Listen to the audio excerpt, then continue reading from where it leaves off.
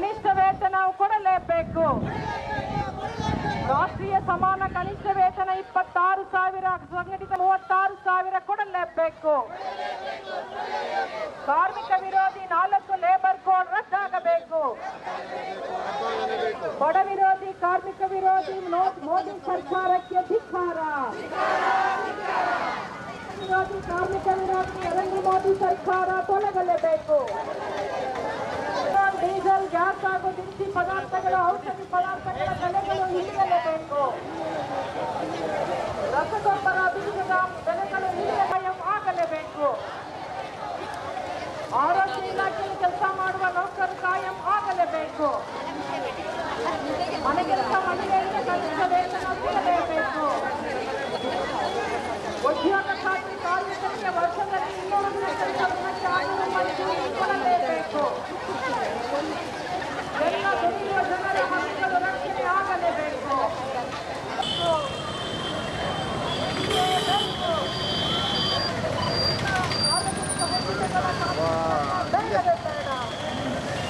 ಬಂಡವಾಳದ ಲೂಟಿಗಾಗಿ ಹರವು ಮಾಡಿಕೊಡಲು ಹೊರಟಿರುವ ಅದಾನಿ ಅಂಬಾನಿ ಪರ ಇರುವ ನರೇಂದ್ರ ಮೋದಿಗೆ ಹೇಳಿದ್ದಾರೆ.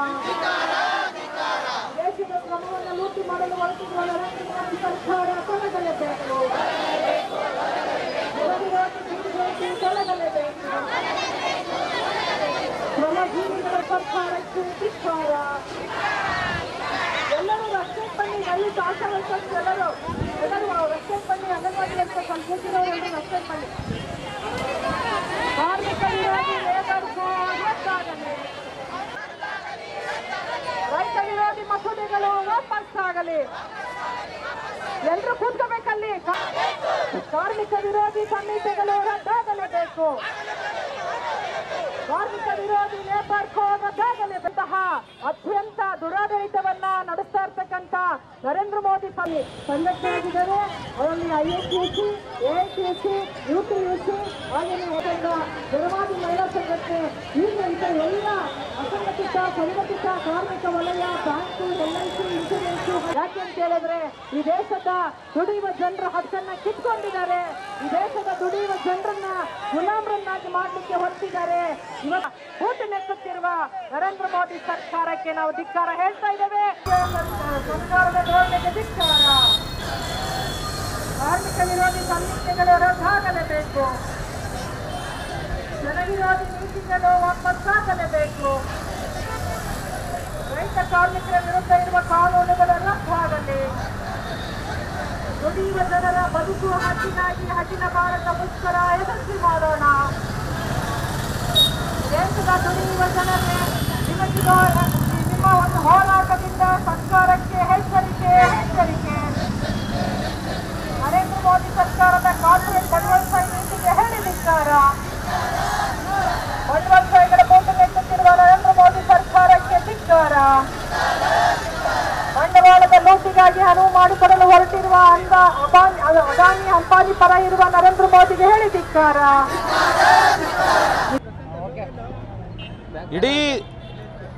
ಇಡೀ ದೇಶದಾದ್ಯಂತ 500ಕ್ಕೂ ಹೆಚ್ಚು ಕಾರ್ಮಿಕ, ರೈತ, ಕೂಲಿಕಾರ ಸಂಘಟನೆಗಳು, ಮಹಿಳಾ ಸಂಘಟನೆಗಳು, ಯುವಕ ಸಂಘಟನೆಗಳು ಎಲ್ಲರೂ ಸೇರಿ ಇಡೀ ದೇಶದಾದ್ಯಂತ ಈ ಹೋರಾಟವನ್ನು 25 ಕೋಟಿಗೂ ಹೆಚ್ಚು ಜನ ಇವತ್ತು ಬೀದಿಗೆ ಇಳಿತಾ ಇದ್ದೀವಿ. ಯಾಕೆ ಅಂದರೆ ಈ 11 ವರ್ಷದ ಅವಧಿನಲ್ಲಿ ನರೇಂದ್ರ ಮೋದಿಯವರು ಮಾಡಿದಂಥ ಅತ್ಯಂತ ಜನವಿರೋಧಿಯಾದಂಥ ನೀತಿಗಳನ್ನು ವಿರೋಧಿಸ್ತಾನೇ ಇವರು 11 ವರ್ಷ ತುಂಬಿ 11 ಅವತಾರ ಮಾಡಿದ್ದಾರೆ. 11 ವರ್ಷದಲ್ಲಿ 12ನೇ ವರ್ಷದಲ್ಲಿ ಏನು ಮಾಡ್ತಾರೆ, ಯಾವ ಅವತಾರವನ್ನು ಅವರು ಎತ್ತುತ್ತಾರೆ, ಇಡೀ ದೇಶದ ಕಾರ್ಪೊರೇಟ್ ಕಂಪನಿಗಳಿಗೆ ಮಾತ್ರನೇ ಸೀಮಿತ ಆಗಿದ್ದಾರೆ ಹೊರತು, ಅವರ ಪೋಷಣೆ ಮಾಡ್ತಾ ಇದ್ದಾರೆ ಹೊರತು, ಕೋಮುವಾದವನ್ನು ಅವರು ಉನ್ಮಾದಕ್ಕೆ ತಗೊಂಡು ಹೋಗ್ತಾ ಇದ್ದಾರೆ ಹೊರತು ಜನವಿಭಾಗದ ಸಮಸ್ಯೆಗಳನ್ನು ಬಗೆಹರಿಸೋದ್ರಲ್ಲಿ ಸಂಪೂರ್ಣವಾಗಿ ವಿಫಲರಾಗಿದ್ದಾರೆ. ಅದರಲ್ಲಿ ಕಾರ್ಮಿಕ ಕಾನೂನುಗಳನ್ನು ಇವತ್ತು ನಾಶ ಮಾಡ್ತಾ ಇದ್ದಾರೆ. ರೈತರ ಬದುಕನ್ನು ಇವತ್ತು ನಾಶ ಮಾಡ್ತಾ ಇದ್ದಾರೆ.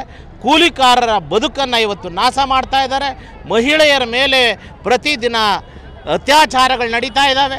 ದಲಿತರ ಮೇಲೆ ಅತ್ಯಾಚಾರಗಳು ನಡೀತಾ ಇದ್ದಾವೆ.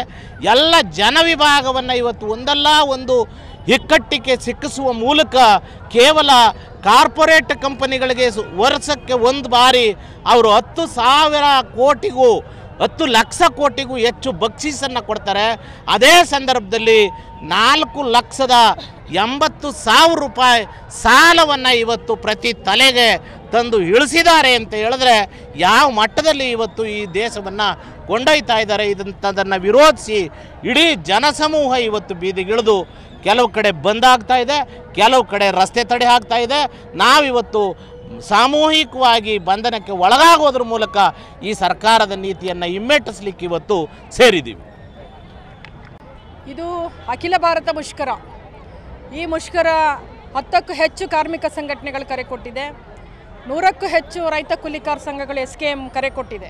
ಅಖಿಲ ಭಾರತ ಮಟ್ಟದಲ್ಲಿ CITU ಸೇರಿದಂತೆ JCTUನ ಭಾಗವಾಗಿರುವ CITU, AITUC, INTUC, HMS ಹೀಗೆ 10ಕ್ಕೂ ಹೆಚ್ಚು ಕಾರ್ಮಿಕ ಸಂಘಟನೆಗಳು ಈ ಕರೆಯನ್ನು ಕೊಟ್ಟಿದೆ. ಭಾಳ ಮುಖ್ಯವಾಗಿ ನರೇಂದ್ರ ಮೋದಿ ಸರ್ಕಾರದ ಕಾರ್ಮಿಕ ವಿರೋಧಿ ಏನು ಲೇಬರ್ ಕೋಡ್ ತರಲಿಕ್ಕೆ ಹೊರಟಿದ್ದಾರೆ, ಅದನ್ನು ಇವತ್ತು ಕೊರೋನಾ ಸಂದರ್ಭದಲ್ಲಿ 2019 ಮತ್ತು 2020ರಲ್ಲಿ ವೇತನ ಸಂಹಿತೆ ಕಾಯ್ದೆ ರದ್ದು ಮಾಡಿ ಅವರು ಲೇಬರ್ ಕೋಡನ್ನು ತಂದಿದ್ದಾರೆ.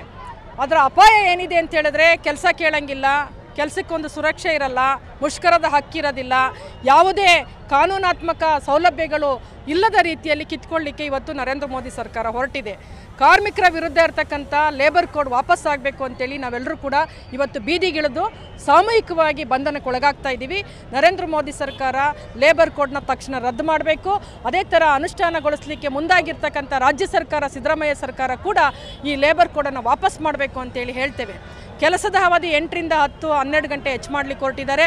ಇವತ್ತು IT-BT ಕಾರ್ಪೊರೇಟ್ ಬಂಡವಾಳಶಾಹಿಗಳಿಗೆ ಕಾರ್ಮಿಕರನ್ನ ಗುಲಾಮಗಿರಿಗೆ ನೂಕುವಂಥ ನೀತಿಗಳನ್ನ ತರಲಿಕ್ಕೆ ಹೊರಟಿದ್ದಾರೆ. ಯಾವುದೇ ಕಾರಣಕ್ಕೂ ಕೆಲಸದ ಅವಧಿ ಹೆಚ್ಚಾಗಬಾರ್ದು, ಮತ್ತು ಕಾರ್ಮಿಕ ಸುರಕ್ಷೆ ಉಳಿಬೇಕು, ಸಾಮಾಜಿಕ ಸುರಕ್ಷೆ ಉಳಿಬೇಕು, ಸಾಮಾಜಿಕ ಭದ್ರತೆಯನ್ನು ಕೊಡುವ ನಿಟ್ಟಿನಲ್ಲಿ ಇವತ್ತು ಕಲ್ಯಾಣ ಕಾರ್ಯಕ್ರಮಗಳು, ಕಲ್ಯಾಣ ಮಂಡಳಿಗಳನ್ನ ಸ್ಟ್ರೆಂಥನ್ ಮಾಡಬೇಕು ಅಂತೇಳಿ ನಾವು ಒತ್ತಾಯ ಮಾಡ್ತಾ ಇದ್ದೇವೆ. ಅಸಂಘಟಿತ ಕಾರ್ಮಿಕರಿದ್ದಾರೆ, ಸಂಘಟಿತ ಕಾರ್ಮಿಕರಿದ್ದಾರೆ, ಅವರೆಲ್ಲರಿಗೂ ಕೂಡ ಕೆಲಸದ ಸುರಕ್ಷೆ ಇರಬೇಕು. ಅವರೇನಾದರೂ FTE ತಂದರೆ 10 ತಿಂಗಳು 11 ತಿಂಗಳಿಗೆ ಒಮ್ಮೆ ಕೆಲಸಕ್ಕೆ ತಗೊಳ್ಳೋದು, ಮತ್ತು ಹೈರ್ ಆ್ಯಂಡ್ ಫೈರ್ ಬಳಸಿ ಬಿಸಾಡುವಂಥದ್ದು, ಟಿಶ್ಯೂ ಪೇಪರ್ ಥರ ಬಳಕೆ ಮಾಡ್ಕೋತಾರೆ. ಅದಕ್ಕೆ ಅವಕಾಶ ಆಗಬಾರ್ದು. ತ್ಯಾಗ ಬಲಿದಾನದಿಂದ ಪಡ್ಕೊಂಡಿರ್ತಕ್ಕಂಥ 29 ಕಾಯ್ದೆಗಳು ಉಳಿಬೇಕು, 4 ಲೇಬರ್ ಕೋಡ್ ರದ್ದಾಗಬೇಕು ಅಂತ ಕೇಳ್ತಾ ಇದ್ದೇವೆ. ಹಾಗೆ ಕೃಷಿ ಇವತ್ತು MSP ಕಾಯ್ದೆ ಜಾರಿಗೆ ಬರಬೇಕು, ರಸಗೊಬ್ಬರ ಬೀಜ ಅಗತ್ಯ ವಸ್ತುಗಳ ಬೆಲೆಗಳು ಕೂಡ ಇಳಿಬೇಕು, ಮತ್ತು ಸಾರ್ವಜನಿಕ ಉದ್ದಿಮೆಗಳು ಮೈಶುಗರ್ ಸೇರಿದಂತೆ ಯಾವುದೇ ಸಾರ್ವಜನಿಕ ಉದ್ದಿಮೆಯನ್ನು ಖಾಸಗೀಕರಣ ಮಾಡಬಾರ್ದು. ವಿಮಾ ರಂಗ, ಬ್ಯಾಂಕು, ವಿಮೆ ಮತ್ತು ಅಂಚೆ ಮತ್ತು ರಕ್ಷಣೆ ಈ ಎಲ್ಲ ವ್ಯವಸ್ಥೆ ಏನಿದೆ, ರೈಲ್ವೆ, ಇವೆಲ್ಲವನ್ನೂ ಕೂಡ ಖಾಸಗೀಕರಣ ಮಾಡಬಾರ್ದು ಅಂತೇಳಿ ನಮ್ಮೆಲ್ಲರ ಒತ್ತಾಯ ಇದೆ. ಈ ಒಂದು ಹೋರಾಟ ಯಶಸ್ವಿ ಆಗುತ್ತೆ. ಇವತ್ತು ಇಡೀ ದೇಶದಲ್ಲಿ 20 ಕೋಟಿಗೂ ಅಧಿಕ ಜನ ಬೀದಿಗಿಳಿದು ನಾವು ಕೇಳ್ತಾ ಇದ್ದೇವೆ, ನೀವೇನಾದರೂ ಕಾರ್ಮಿಕರ ವಿರುದ್ಧ ಬಂದರೆ ನಿಮ್ಮನ್ನು ಇಳಿಸುವಂಥ ಎಚ್ಚರಿಕೆಯನ್ನು ನಾವು ಕೊಡ್ತೇವೆ ಅಂತೇಳಿ ಹೇಳ್ತಾ ಈ ಸಂದರ್ಭದಲ್ಲಿ ಎಲ್ಲ ಕಾರ್ಮಿಕ ಬಂಧುಗಳು ಭಾಗವಹಿಸಿದ್ದಾರೆ. ಅವರಿಗೆ ಮತ್ತೊಮ್ಮೆ ಸ್ವಾಗತ ಕೋರ್ತೇನೆ. 8 ಗಂಟೆ ಕೆಲಸವನ್ನು 12 ಗಂಟೆಗೆ ಹೆಚ್ಚಿಸುವುದಕ್ಕೆ ನಮ್ಮ ವಿರೋಧ. ಕಾರ್ಮಿಕರ ಸುರಕ್ಷೆ ಆಗಲೇಬೇಕು.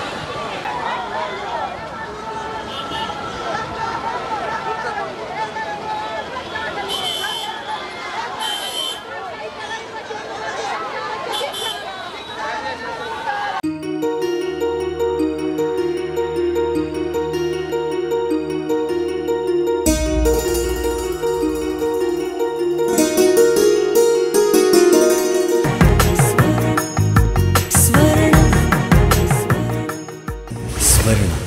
ಇದು ಬಾಂಧವ್ಯಗಳ ಬೆಸುಗೆ,